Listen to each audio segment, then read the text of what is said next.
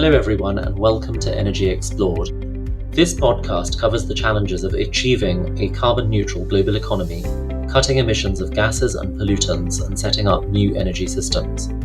Join Reed Smith lawyers and guest speakers as they shed light on the most important trends in emissions control and new fuels. Tune in as we follow the ever-evolving journey through the transition of energy. Greetings. We are delighted to welcome you to a new podcast entitled Energy Explored. My name is Colette Honorable, and I'm a partner at Reed Smith Law Firm. We're a global law firm, and we have 30 offices around the world. I lead our energy regulatory offering, and I'm joined by my colleague and dear friend here at Reed Smith, Debra Palmer. And today we look forward to exploring with you a little bit about what's happening in the U.S. and the Biden administration's efforts at spurring the clean energy transition and fighting climate change. Deb, I know you obviously extremely well. We've been working together 5 years now. Time flies when you're having fun. Why don't you share a little bit about your experience and why you're really I call you the magic behind the curtain. Thank you, Colette. It's a joy to work with you too. As Colette said, I'm Deb Palmer, and I've been doing energy regulatory work for about 35 years now, with the focus on FERC. As Colette also said, FERC is facing major issues regarding climate change and has instituted a number of proceedings to try to address those concerns. In particular, FERC is focused on matters associated with the changing generation resource mix in the country, the switch from fossil fuel generation to increasingly the use of renewable generation. That's right, Deb. And what we are seeing now is FERC really drilling in on how energy needs to move, how to move these renewables from where they're being developed to where they will serve consumers. And so there's a tremendous focus on transmission development right now at the agency. Yes, there is.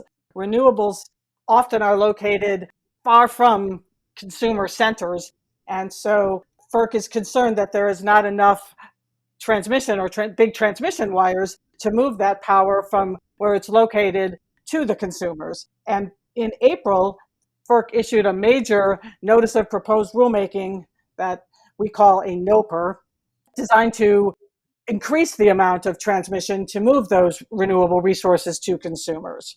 The NOPR is called Building for the Future Through Electric Regional Transmission Planning and Cost Allocation and Generator Interconnection. That's a mouthful, but you can see the number of issues that FERC is trying to deal with to make sure that the country is ready to address climate change and the changing resource mix.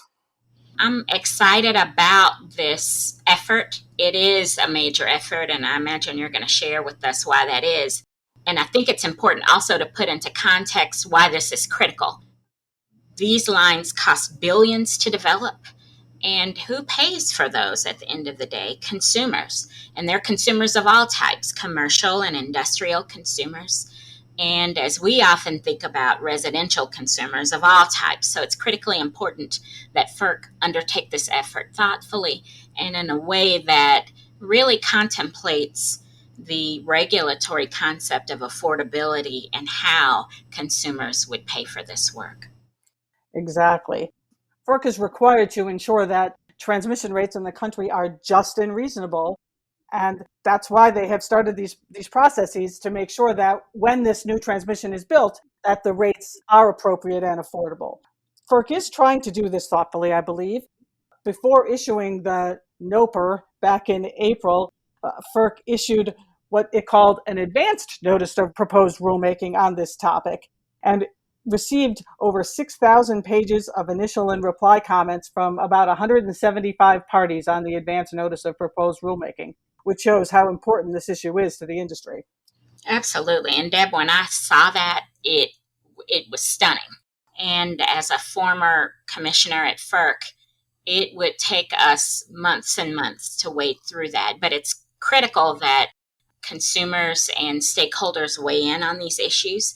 and it's equally important that the commission consider them. So 6,000 pages of comments from 175 parties, that is hours and hours of reading of a number of diverse perspectives that are critical to getting this rulemaking just right.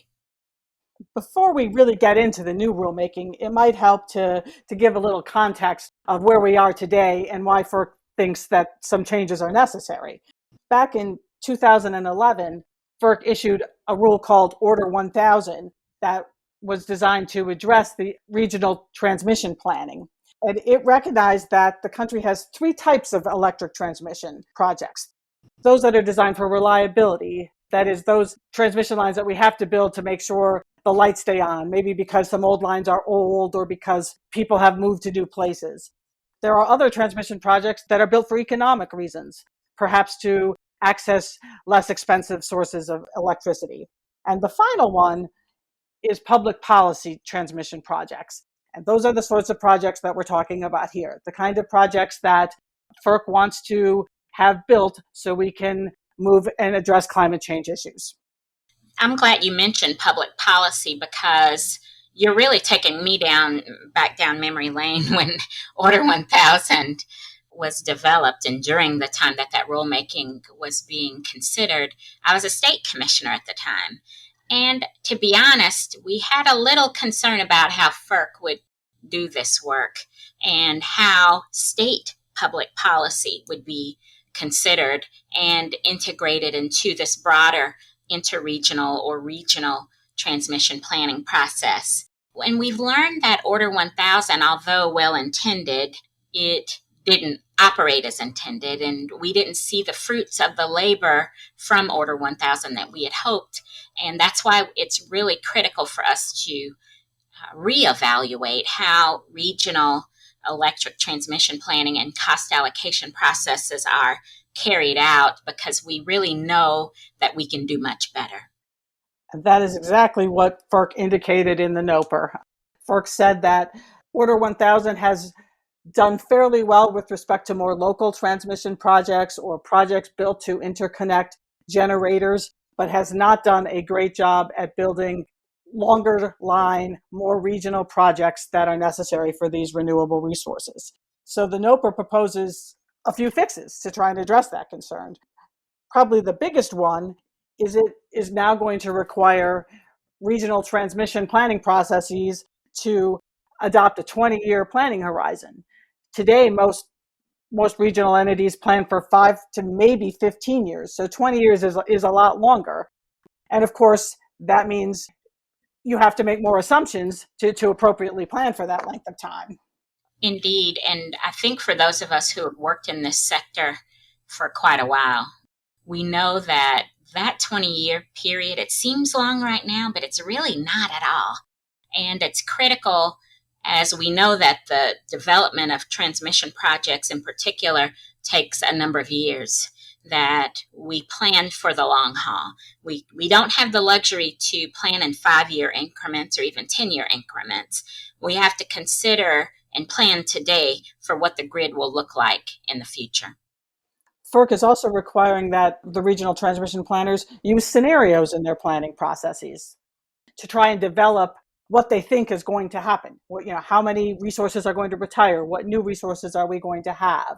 What public policy initiatives may be adopted in this 20-year plan? And one of those scenarios has to consider low frequency, high impact events that we've been seeing more commonly now, extreme weather events, lots of heat or extreme cold.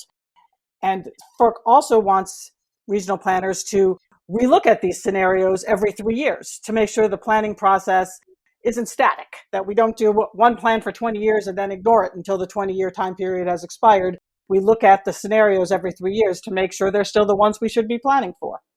I think this is a critical element of the proposal, Deb, because number one, climate change has really taught us that we can't rely on past weather patterns, past temperature readings to help us predict what the future will be. What we know for certain is that this climate is evolving, and it's evolving rapidly and dramatically. So it's critical that we take that into account. Another element that I think will be critical to keep in mind as we are weighing in on these rulemakings and as FERC is considering the comments that are filed is how the loads are shifting and changing. We are seeing population growth, for instance, in Florida. I think the number may be 1,000 people a day. That's quite amazing in places like Texas and other movement around the country. It also depends on new industry, whether there is a large commercial or industrial entity coming into a community. That's a great thing, but we have to plan for it in advance. And we also, again, have to take into account what the state leadership has in mind for what the generation mix should look like in that state or that locale in the future. Exactly. One of the other things that we have to look at and that FERC has identified in this NOPR is the advance of technology. Every day, technology changes. FERC wants planners to now use dynamic line ratings rather than just look at a transmission line and say, that's always and forever going to be 230 kV. There may be times of the year where that's different, and they want those sorts of changes in technologies to be considered in planning. Another type of technology that's becoming more prevalent is advanced power flow control devices. It used to be that, electricity kind of went one way, the laws of physics, and we've now developed some devices that allow the flows to change a little bit. I'm really pleased to see FERC working in this way, Deb, because as we know from the seats we sit in today, the players and the stakeholders and the disruptors and innovators are very new and different. And when I first became a regulator back in 2007, I used to give this speech called "It's Not Your Grandfather's Utility Anymore." Well, I don't know if it's our mother's or father's utility anymore, because we have these incredible bright minds and new thinkers. And when I use the term disruptors, I mean that in a great way.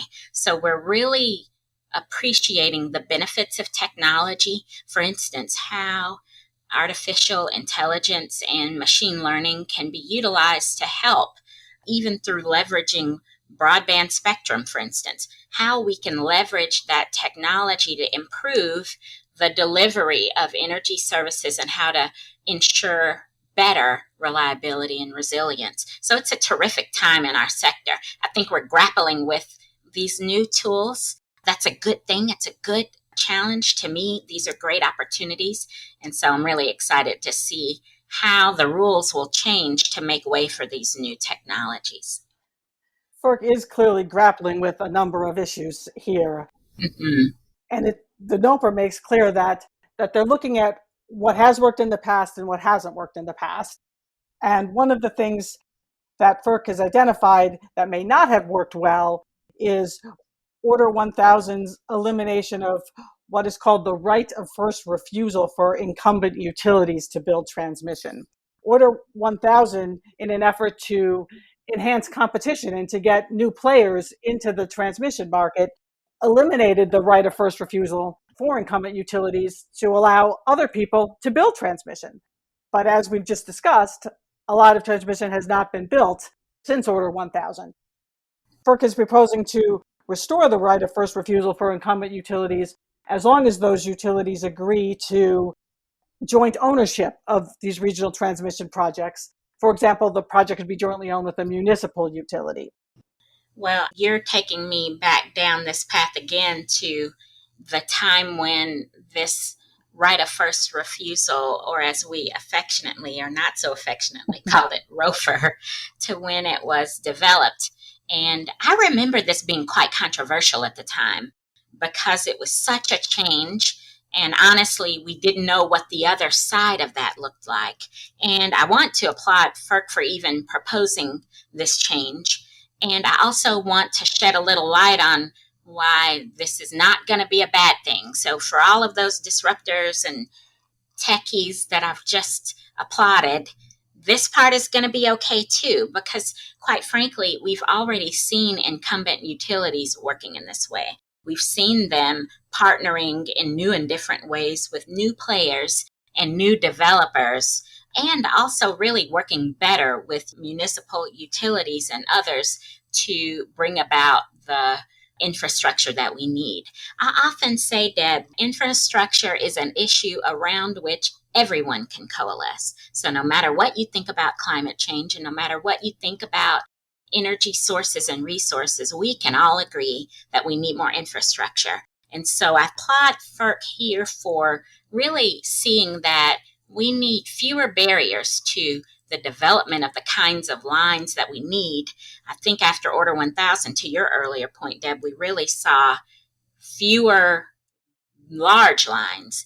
And those are the very kind of transmission lines that we need, that cross states, that cross regions, to move this terrific abundance of wind and solar to where it needs to go, partnered with storage, of course, and even gas. But we need to make way for the development of larger lines and, quite frankly, make way for those who were willing to take on the risk and bear that initial cost of developing the lines. And that brings us to what is probably the most difficult subject here. It is. You just mentioned it, cost.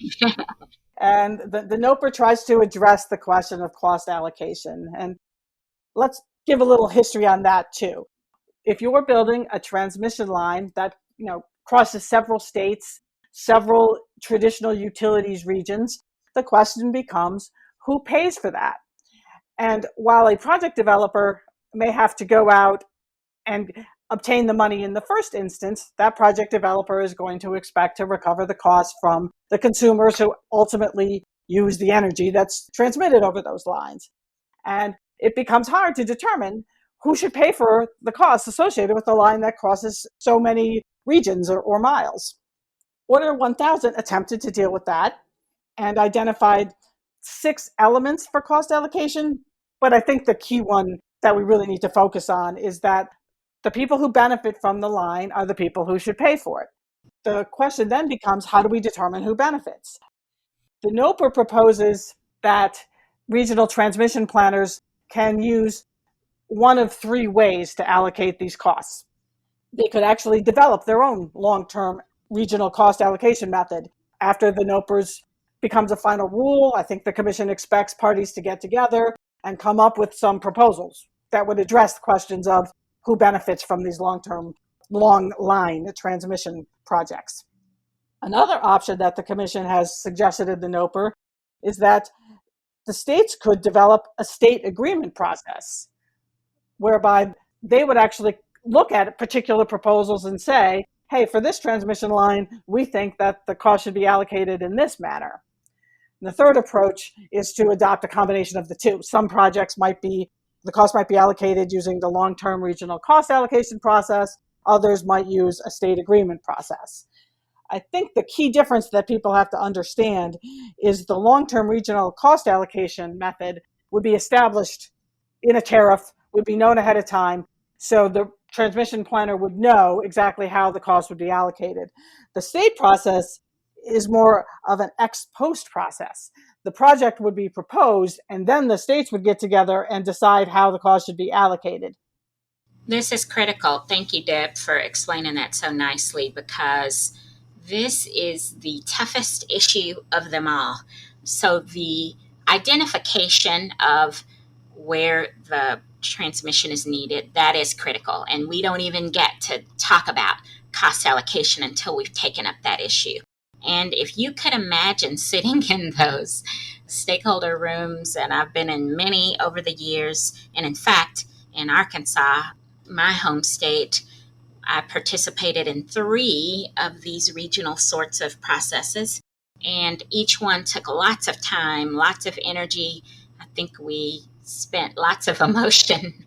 And quite honestly, my governor never told me one thing about this critical task. I think this was other duties as assigned, but important, no doubt, because to the point that you just mentioned, Deb, for states to still be recognized as being sovereign and being the ones that determine how the costs are allocated among retail and distribution level customers is a critical element that needed to be preserved. And I really appreciate how FERC is working alongside the states in this way. We've seen some times over the years where it hasn't been as smooth and it's been a little bit more bumpy. We'll talk about that on a future episode when we speak about energy storage.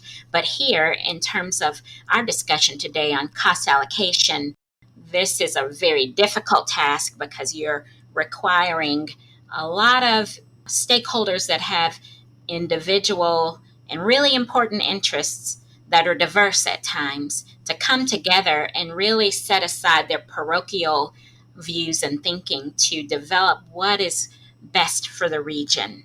And in doing so, determine what is reasonable, what is affordable, and what will sustain and support this grid for the next 20 years. I think that brings us to maybe one of the ultimate goals of this NOPR, and to make sure that the rates are just and reasonable for transmission service. FERC wants to make sure that the projects that are built are the ones that are most cost effective and efficient. They want projects to be right sized. FERC doesn't want projects to be built that might address a small problem, but that in 2 years is not adequate to address another problem in the region, and therefore we have to go back to the drawing board and build more transmission. For example, FERC has found that oftentimes transmission projects are built to connect perhaps one generator to the grid, but then shortly after that, other generators want to connect in the same region, and so we have to continue to upgrade the same facilities, and FERC is trying to avoid that. FERC thinks that is not cost effective and an efficient way to construct the transmission grid that we need for the future. Deb, I want to say too, I agree with that. This is a hard point here because we need a grid that is open, and a process that is transparent for any and all who want to come. But from an interregional and even a regional transmission planning process where we know those costs are borne by someone, we have to be especially thoughtful and really stand in the gap for those who are paying the costs ultimately to make sure we say in a term of art that we have in the sector, these projects aren't gold plated, that they are right sized, and that the processes are efficient. So I think, let me say, I don't think it will be a perfect system and it won't be a perfect process, but hopefully after this latest effort by FERC, it will be greatly improved. Comments from the industry are due on this NOPR on August 17th, and reply comments are due on September 19th. So we'll see how it does play out, Colette. And I hope you're right that the system improves, even if it can't shoot for perfection here. Right. And we can't let perfect be the enemy of good. We've learned, and we tried really hard with Order 1000, and things just didn't work out as FERC had hoped and intended. I really am encouraged by the robustness of this docket and the terrific feedback that thousands of commenters have provided. And it really does give me encouragement that we're going to be on a better path in the future. And let me say, Deb, while we're on this point, I think it would be appropriate to round out this discussion today in one of our early podcasts together. This has been fun. It's as if folks are sitting in listening to conversations that we have about this work practically every single day.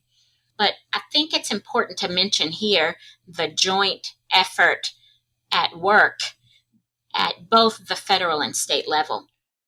A number of the listeners will recall that back in June of 2021, the joint federal state task force on electric transmission was developed.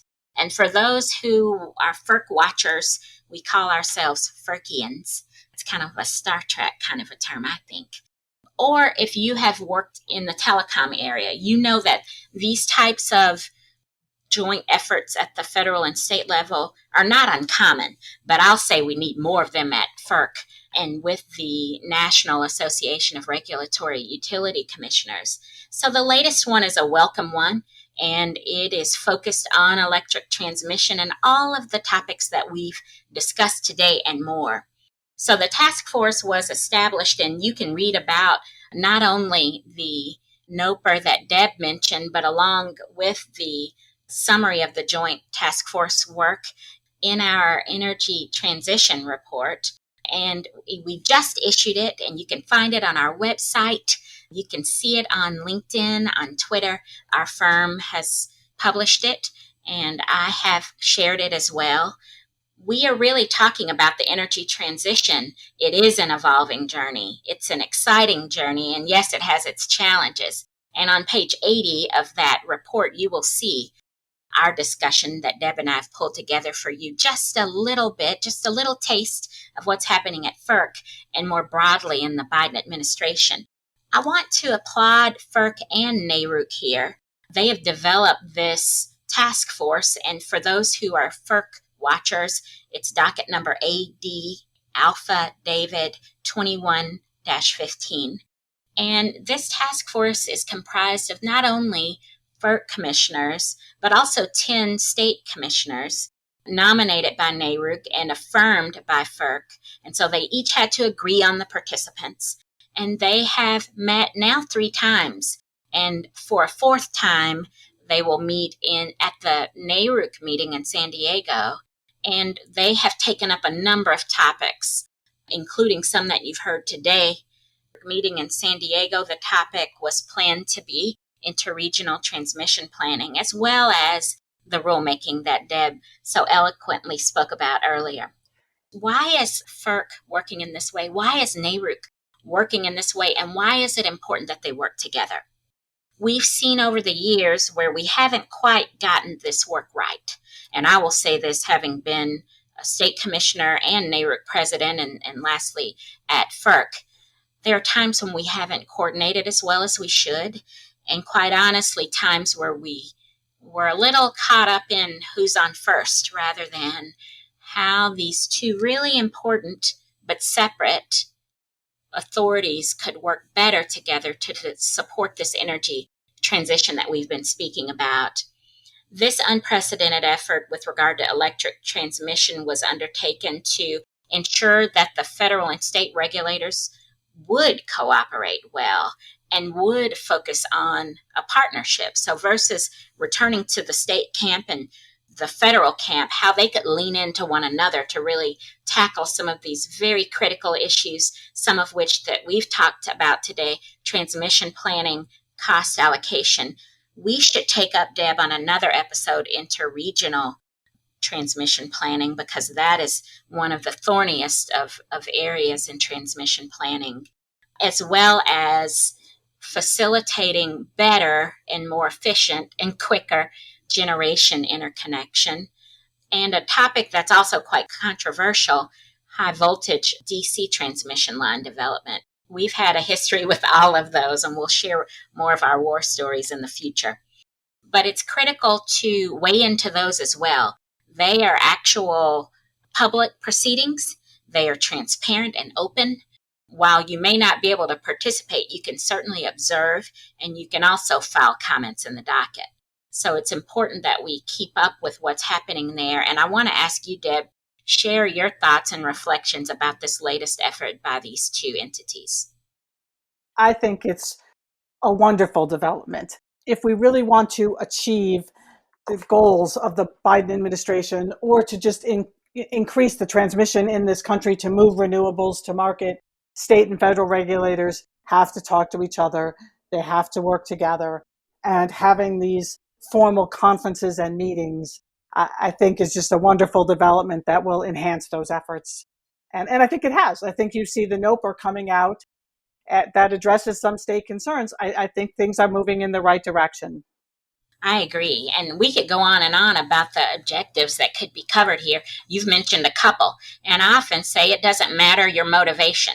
So you could be focused merely on affordability. You could be focused solely on reliability. You could be focused solely on resilience.